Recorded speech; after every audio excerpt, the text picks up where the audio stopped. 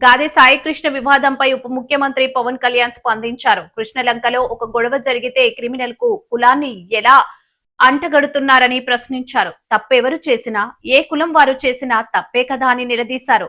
కాపైతే ఒప్పు, ఇంకొకరైతే తప్పు అవుతుందా అని ప్రశ్నించారు. చెప్పిన ఇప్పుడు కానీ నన్ను అర్థం చేసుకున్న వాళ్ళకి పట్టుమని 10 మంది కనుకుంటుంటే నా చుట్టుపక్కల నేను ఏం మాట్లాడుతున్నాను, ఎట్లా కనెక్ట్ అవ్వ దాని మీద కనుక నేను చెప్పింది నాకేం చేయక్కర్లా. నేను చెప్పింది తూచా తప్పకుండా పాటిస్తే ఈ పార్టీకి నేను చెప్తాను కదా, తక్కువలో తక్కువ జనసేనది 1 కోటి మంది సభ్యత ఉండేది ఈరోజు. కాదే అర్థం చేసుకోవడం టైం పడద్దు. అంటే ఎవరితో మాట్లాడాలి, ప్రతి చిన్నపాటి ఈదురుగాలికి చెదిరిపోయే సమూహం మనకు అవసరం లేదు. అంటే గంగిగోవు పాలు గరిట ఉంటే చాలు మనకి, బిందుడు గాడిద పాలు ఉంటే ప్రయోజనం ఏంటి మనకి. సో నేను అనుకుంటుంది జనసేనకి నమ్మిన వాళ్ళు 18,000 మంది సాధక్స్, ఒక దీంట్లో ఎంతమంది నిలబడతారు ఎన్ని ఇంకా మనం ఫిల్టర్ చేస్తే కనీసం ఒక 5,000 మంది ఉన్నారనుకోండి. 5,000 మంది, do think it's a small army?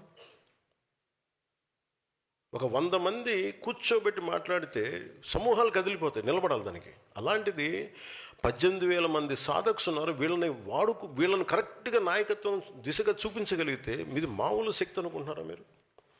మీ శక్తిని అర్థం చేసుకోవాలి అంటే నేనే కూర్చోవాలనిపించింది నాకు. మీ శక్తి నాకు బాగా తెలుసు.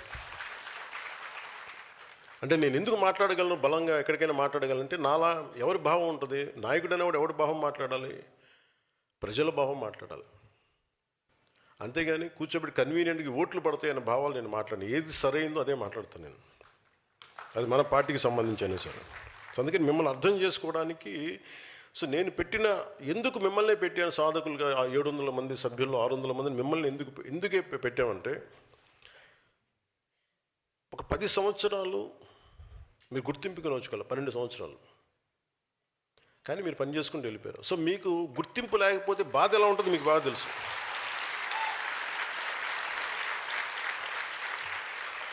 సో మీరు ఎవరు పని చేసేవాళ్ళు, ఎవరు పని చేయని వాళ్ళు, మళ్ళీ మీరు కూడా లేదు మళ్ళీ మీరు, నేను అందుకనే చాలా క్లియర్ కట్గా చెప్పాను, సమాచార సేకరణ కమిటీ మాత్రమే ఇది ప్రత్యేక. ఎందుకంటే సమాచారం సేకరించడం మీ బాధ్యత. సో ఇది నేను ప్రత్యేకించి చెప్పి నేను దీంట్లో ఏం చేశానంటే, మీకు మీ నియోజకవర్గాల్లో కావచ్చు, మీ మండలాల్లో కావచ్చు, పంచాయతీల్లో కావచ్చు, మీరు ఉండే పార్లమెంట్లో కావచ్చు, ఏ వ్యక్తి పని చేస్తాడు, ఏ వ్యక్తి పని చేయడు, మనం పరిశీలకులుగా పంపిస్తున్నాం. మన ఎంపీలు కావచ్చు, ఎమ్మెల్సీలు కావచ్చు, ఎమ్మెల్యేలు కావచ్చు, సీనియర్ నాయకులు వాళ్ళకి తెలియజెప్పాలి మీరు. ఒకసారి మీరు అర్థం చేసుకోగలరు. అందుకని వీరు ముందున్నా కానీ వెనకాల రక్షణ కవచం లాగా మీరే ఉన్నారు. అంటే ఎవరిని ముందు అందుకని మిమ్మల్ని చాలా చాలా నమ్మి పెట్టాను మిమ్మల్ని. సో నేను ఎలా చేస్తున్నాను దీనికంటే, పార్టీ కోసం అంకిత భావంతో పనిచేసి సామర్థ్యం ఉండి బాధ్యతలు స్వీకరించేందుకు ఆసక్తి ఉన్న సాధక్స్, జన సైనిక్స్, వీర మహిళలు కావచ్చు, వారి అందరి వివరాలు సేకరించేందుకు ఈ జనసేన పార్టీ సారథుల సమాచార సేకరణ కమిటీని ఏర్పాటు చేశాం. ప్రతి పార్లమెంట్ నియోజకవర్గానికి 28 మంది సభ్యులతో ఈ కమిటీని ఏర్పాటు చేశాం. ప్రతి పార్లమెంట్ నియోజకవర్గానికి ఒక పరిశీలకుడు, 3 సీనియర్ నాయకులు, 3 సీనియర్ సాధక్స్, వీరితో సమన్వయం చేసి 21 మంది సాధక్స్, మొత్తం 28 మంది సభ్యులతో ఈ కమిటీ పనిచేస్తాయి. వీరికి సహకారం అందించేందుకు మళ్ళీ మీరు ఇచ్చిన ఇన్ఫర్మేషన్ మళ్ళీ అటు ఇటు దారి మళ్ళకుండా, ఇది ఏ బాక్సుల్లోకి వెళ్ళిపోతే అసలు రీచ్ అవుద్దా లేదా అన్న మళ్ళీ అష్యూరెన్స్ ఇవ్వడానికి మళ్ళీ నా ఆఫీస్ తరపు నుంచి, నా ప్రెసిడెంట్ సెక్రటేరియట్ తరపు నుంచి ఒక 5 మంది సపోర్ట్ టీంని పంపిస్తున్నాయి, 28 మంది కాకుండా. ఎందుకంటే మీరు సేకరించే పత్రాలు కనుక మీరు మన శివ లాంటి వాళ్ళు కానీ, మన మునీర్ హసన్ లాంటి వాళ్ళు, డి కుమార్, మట్టు దామోదర్ లాంటి వాళ్ళు, అలాగే మన సర్పంచ్ సంయుక్త, ఇలాంటి ఎంతోమంది ఉన్నారు. వీళ్ళందరినీ మళ్ళీ గుర్తిస్తారా, మళ్ళీ వరవడిలో పోద్దా, ప్రవాహంలో పోద్దా అని మిస్ అవ్వకుండా మళ్ళీ నేను కూర్చోబెట్టి చేశాను. అది మళ్ళీ నా దగ్గరికి వచ్చేలాగా. ఎందుకంటే దీన్ని మళ్ళీ కూర్చోబెట్టి మిమ్మల్ని మళ్ళీ పిలిచి మళ్ళీ దాన్ని సార్టింగ్ అవుట్ కూడా మళ్ళీ మిమ్మల్ని పిలిపిస్తాను ప్రతి పార్లమెంట్కి కూడా. ఈ కమిటీల ప్రధాన బాధ్యత నాయకుల్ని ఎంపిక చేయడం కాదు, సమాచారాన్ని చాలా పారదర్శకంగా సేకరించడం మాత్రమే. ఇప్పుడు ఉదాహరణకి నేను శివ గారి పేరే తీసుకున్నా, తెనాలి శివనాగరాజు గారి పేరుని తీసుకున్నట్టే. ఈ పేరు నా దగ్గరికి ఎలా వస్తుంది అనుకుంటున్నారు?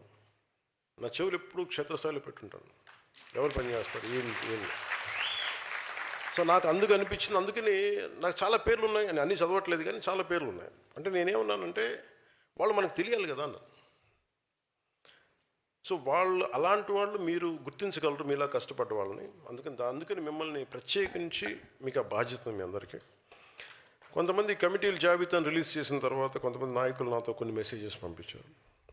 ఈ కమిటీలో ఉన్న వాళ్ళు మాకు తెలియదు, వాళ్ళు ఎక్కడ పనిచేశారో మాకు తెలియదు, మీకు నచ్చిన వాళ్ళతోనే కమిటీస్ ఏర్పాటు చేశారా అని కొన్ని ప్రశ్నలు వచ్చినాయి. ఈ కమిటీల ప్రధాన బాధ్యత పార్టీ కోసం నిస్వార్థంగా కష్టపడిన నాయకులు, సాధకులు, జన సైనికుల వివరాలను సేకరించడం, నా పరిశీలనకు పంపించడమే తప్ప. అలాగే వీళ్ళందరూ ఎన్ని సంవత్సరాల నుంచి పనిచేశారు? ఉన్న 700 మందిలో 600 మందిని చేయడానికి ఒక ఫార్మాట్ తీసుకున్నాం. ఎన్ని సంవత్సరాల నుంచి ఉన్నారు, ఎంత సభ్యత్వం చేశారు, ఎన్ని సంవత్సరాలుగా వీళ్ళు ఒడిదుడుకులు ఎదుర్కొన్నారు, వీటన్నిటిని ఒక బేరీ చేసుకొని ప్రమాణంగా తీసుకొని చేసుకుంటూ వచ్చాం. కొంతమంది నేను ఇంకా మిస్ అయ్యి వచ్చామో కానీ ముందు ఇది సేకరణ కమిటీయే కాబట్టి మ్యాక్సిమం జనంతో మమేకమైన వాళ్ళు కావాలని చెప్పి ఆ బాధ్యతగా తీసుకున్నాం. మళ్ళీ పాయింట్ ఆఫ్ కాంటాక్ట్స్ కానీ అక్కడ ఉన్న ఎమ్మెల్యే ప్రతినిధులు కానీ పదవులు అనిపిస్తున్న వాళ్ళని తీసుకున్నాం. ఎవరు పదవులకి రావాలన్నా అదొక బాధ్యత. సో అది మీరు నిర్ణయించాలి, భవిష్యత్తులో సాధక్స్ నిర్ణయించాలి.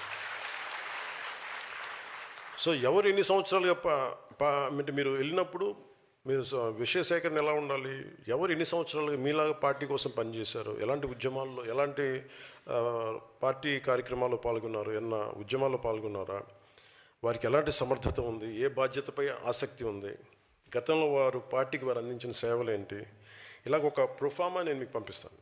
దానికి అనుగుణంగా మీరు సమాచారం సేకరించండి. అలాగే ఈ కమిటీలో ఉన్న ప్రతి ఒక్కరికి మీ విధి విధానాలు, కార్యక్రమ నిర్వహణ మీద స్పష్టంగా మీకు చాలా క్లియర్ కట్ గైడ్లైన్స్ మీకు అందజేయడం జరుగుతుంది. ఇది జనసేన పార్టీ నిర్మాణానికి ఒక రూల్ బుక్. ఇది దానికి అనుగుణంగానే మీరు సమాచారం సేకరించాలి. మీరు సేకరించిన సమాచారం నా పరిశీలనకి తీసుకురావడమే మీ బాధ్యత.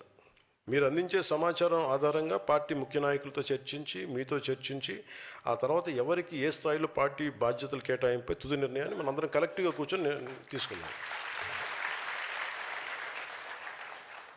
అంటే నాకున్న సమస్య కూడా ఏంటంటే మీ నియోజకవర్గంలో, మీ మండలంలో, మీ గ్రామంలో ఎలాంటి గుర్తింపు ఆశించకుండా సంవత్సరాల తరబడి పార్టీ కోసం కష్టపడుతున్న జన సైనికుడిని ఎవరో కూడా మనం గుర్తించలేకపోతే పార్టీని సంస్థాగతంగా ఎలా నిర్మించగలం? Thank you. మీ చేతలాగా కరెక్ట్ అనిపించడం చేస్తాను. ఎందుకంటే బాగాలేదనుకోండి మీరే తిడతారు నన్ను, అందుకని కాదు.